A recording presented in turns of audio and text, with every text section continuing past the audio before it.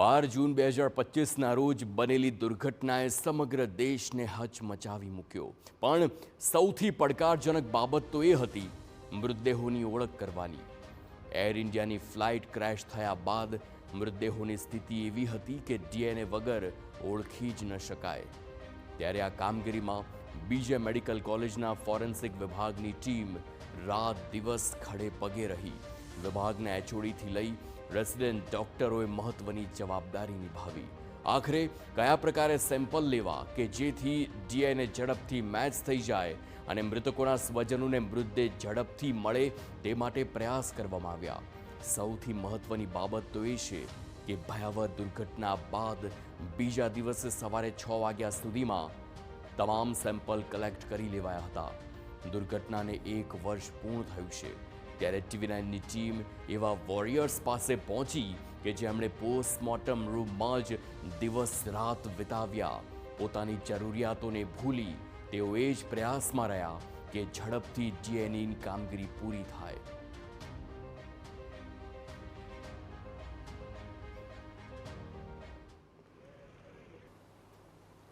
Plane ક્રેશની ઘટનામાં અનેક વ્યક્તિઓએ પોતાના પરિવારજનોને ગુમાવ્યા છે, પરંતુ જ્યારે આ ઘટના બની ત્યારે આ ઘટનામાં જે કામગીરી કરનાર તમામ એવા વ્યક્તિઓ છે કે જે વ્યક્તિઓ પડદા પાછળ રહી અને તનતોડ મહેનત અનેક દિવસ કરી છે, ખાધા પીધા વગર, તેમને જમવાનું પણ ભાન નહોતું અને અનેક દિવસ સુધી તેઓએ અથાગ પરિશ્રમ કરી અને વહેલામાં વહેલી તકે જે તે સ્વજનોને તેમના પરિવારજનોની બોડી આપવામાં આવે તે પ્રકારની એક મહેનત કરી હતી। આ ડિપાર્ટમેન્ટ એટલે ફોરેન્સિક મેડિસિન ડિપાર્ટમેન્ટ, તેમના એચઓડીથી લઈને રેસિડેન્ટથી લઈને તમામ વ્યક્તિઓ આપણી સાથે છે કે જે ઘટનામાં 1 વર્ષ પહેલાં તે ઘટનામાં તેઓ સાથે હતા અને કામ કર્યું હતું।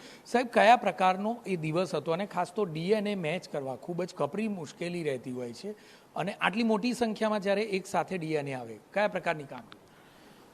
જ્યારે એક પછી એક બોડી અમારા વિભાગમાં આવવા માંડી પોસ્ટમોર્ટમ રૂમમાં, એટલે સૌથી પહેલાં અમે લેબલિંગનું કામ કર્યું, કારણ કે ડિઝાસ્ટરમાં આઈડેન્ટિફિકેશન એ મોટો રોલ કહેવાય। જો તમે કોઈ વ્યક્તિનું આઈડેન્ટિફિકેશન એસ્ટાબ્લિશ કરી દીધું એટલે તમારું ઘણું બધું કામ પૂરું થઈ જાય છે। એમાંથી તમને ટિશ્યુ મળે, એનાથી તમે ડીએનએ તમે કરી શકો। ટિશ્યુ આપણા જે ટિશ્યુમાંથી પણ આપણે ડીએનએ એક્સટ્રેક્ટ કરી શકાય અને એસ્ટાબ્લિશ થઈ શકાય આઈડેન્ટિફિકેશન માટે। એટલે આ 3 અમે એને રાખ્યા હતા ધ્યાને, અને દરેકના અમે બોન્સ, ટીથ અને એ અમે વિધિન એ વેરી શોર્ટ ટાઈમ કલેક્ટ કરી અને ઇન્વેસ્ટિગેશન માટે અમે પોલીસને આપ્યા અને એ આખી ચેઇન ઓફ કસ્ટડી મેન્ટેન કરીને આપણે આપતા હોઈએ છીએ।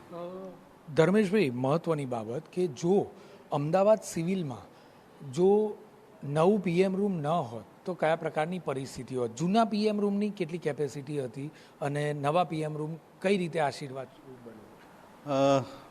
Being a HOD forensic medicine department, હું એ ચોક્કસ જાણું છું કે જૂનો પીએમ રૂમનું જ માત્ર અસ્તિત્વ હોત તો આવી મોટી ઘટનામાં જે કંઈ ડેડ બોડીઝ મોટા માત્રામાં અમારી પાસે આવી તો એ સબપરીક્ષણ કરવું, તેને ગોઠવવું એ વિપરીત ને વિકટ હોત।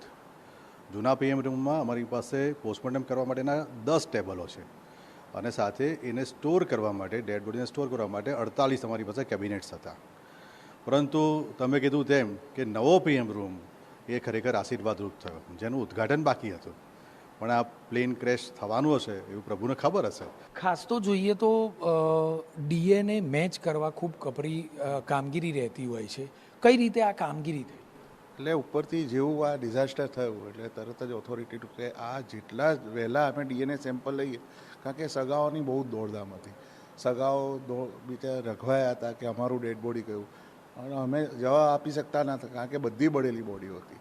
એટલે તાત્કાલિક અમારી આખી ટીમનું મિશન એ જ હતું કે જેટલું વહેલું ડીએનએ સેમ્પલ કલેક્ટ થાય એટલું વહેલું ડીએનએ સેમ્પલ કલેક્ટ કરી અને લેબોરેટરીમાં પહોંચાડીએ।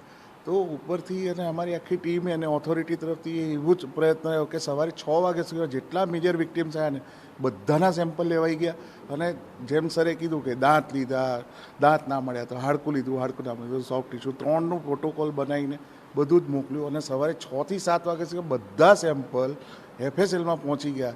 એ અમારી આખી ડૉક્ટરોની ટીમે મેનેજ કર્યું। ખાસ તો ખાધા પીધા વગર આ પ્રકારની સ્થિતિમાં કામગીરી કરવી પડે, એ સમય કેવો હતો? ટીમ કઈ રીતે કામ કરતી હતી, જે આપે નજરે જોયું? એક તો આટલી મોટી સંખ્યામાં ડેડ બોડી કોઈ દિવસ અમે જોઈ જ નથી, અને એ વખતે પાછું આવું હ્યુમિડ વાતાવરણ હતું, અને પીએમ રૂમની અંદર બી અસંખ્ય સંખ્યામાં ડેડ બોડી પડેલી હતી. એને વ્યવસ્થિત લેબલ કરી, એનું પીએમ કરવું, એનું આઈડેન્ટિફિકેશન કરવું, અને ત્યારબાદ એનું કોઝ ઓફ ડેથ આપી એને જરૂરી સેમ્પલ લેવા, એ અમારા માટે બહુ વિકટ હતું. તેમ છતાંય અમે આ 1.5 દિવસ સતત પરીક્ષણ કરી અને તે કામ પૂર્ણ કરેલ. અમારું કામ પૂર્ણ ના થાય ત્યાં સુધી અમારા બેઝિક નીડ્સ અમને યાદ બી નહોતા આવતા કે અમારે શું કરવાનું છે. જ્યારે સવાર પડી, બધું કામ પતી ગયું, ત્યારે અમને ખબર પડી કે અમે આટલા ટાઈમથી અમે કંઈ ભોજન બી નથી લીધું. ત્યારે અમારા સાહેબોએ બધાએ અમારી કેર કરી, જે ઇન્સ્ટિટ્યૂટ અને સરકાર દ્વારા બધા દ્વારા ખૂબ સપોર્ટ કરવામાં આવ્યો, અને એથી કરીને અમે ખૂબ સારી રીતે કામ બી કરી શક્યા. 1 વર્ષ પૂર્ણ થયું છે, એવો કિસ્સો કે જે આજે પણ તમને યાદ હોય? एक किस्सा मैं बताना चाहूँगा.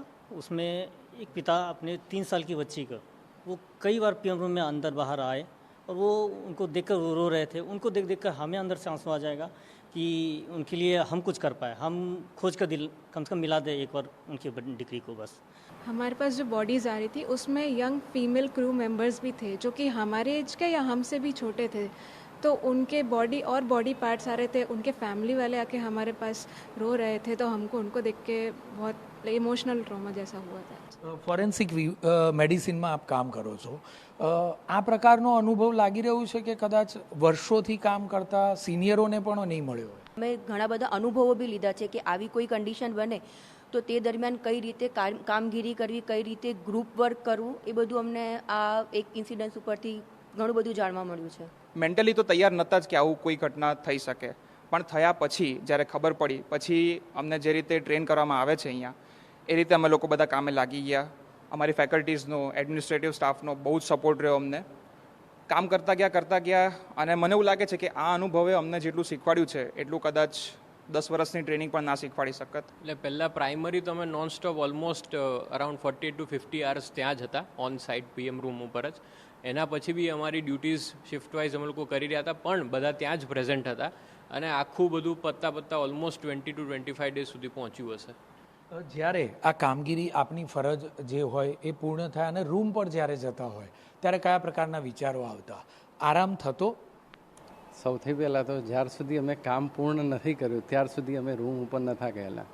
અને જેમ સાહેબે અગાઉ જણાવ્યું કે અમારું જમવાનું ગણો, પાણી ગણો, એ બધું ત્યાં જ હતું.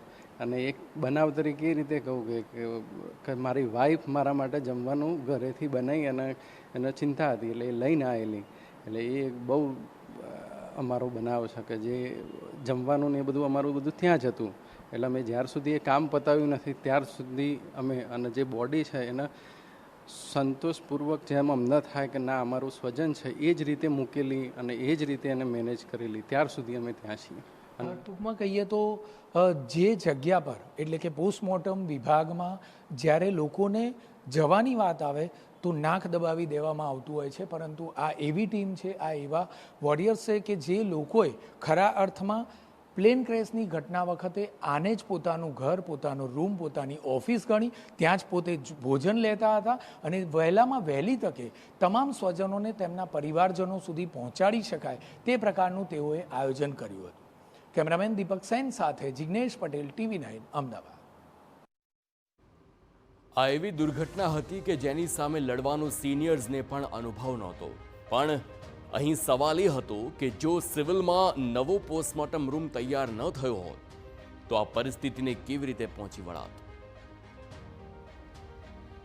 કુદરત હંમેશા સિવિલ હોસ્પિટલની સાથે રહી છે અને મહેરબાન રહી છે, કારણ કે જ્યારે કોરોના જેવી મહામારી હતી 1200 બેડનું બિલ્ડિંગ તૈયાર હતું અને આ જ બિલ્ડિંગમાં દર્દીઓને રાખવામાં આવતા હતા. આ જ પ્રકારે જ્યારે પ્લેન ક્રેશની ઘટના બની ત્યારે આ જ ઘટના દરમિયાન જે જૂનું પોસ્ટમોર્ટમ વિભાગ હતો, જે જૂનું પોસ્ટમોર્ટમનું જે બિલ્ડિંગ હતું, તે બિલ્ડિંગમાં ખૂબ જ નજીવી માત્રામાં કહી શકાય કે જે પોસ્ટમોર્ટમ થઈ શકે તેવી વ્યવસ્થા હતી. માત્ર 10 જ ટેબલ હતા અને આ 10 ટેબલની અંદર તમામ કામગીરી કરવાની આવે તો ખૂબ જ કપરી કામગીરી સાબિત થાય. અને મહત્વની બાબત એ છે કે આ એવું સ્ટ્રક્ચર હતું કે જ્યાં કોલ્ડ સ્ટોરેજ પણ ખૂબ જ લિમિટેડ માત્રામાં હતું અને એટલા માટે કદાચ જો કોઈ પણ પ્રકારની બોડી વધારે માત્રામાં રાખવાની આવે તો કેવી રીતે રાખવી તે પણ એક મોટો પ્રશ્ન સાબિત થતો હતો.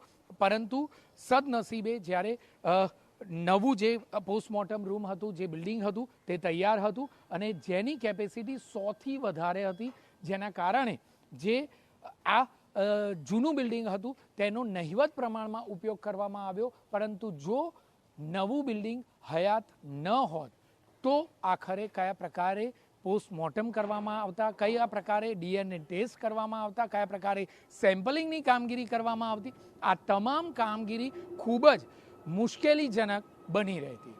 કેમેરામેન દીપક સેન સાથે જિગ્નેશ પટેલ, TV9 અમદાવાદ.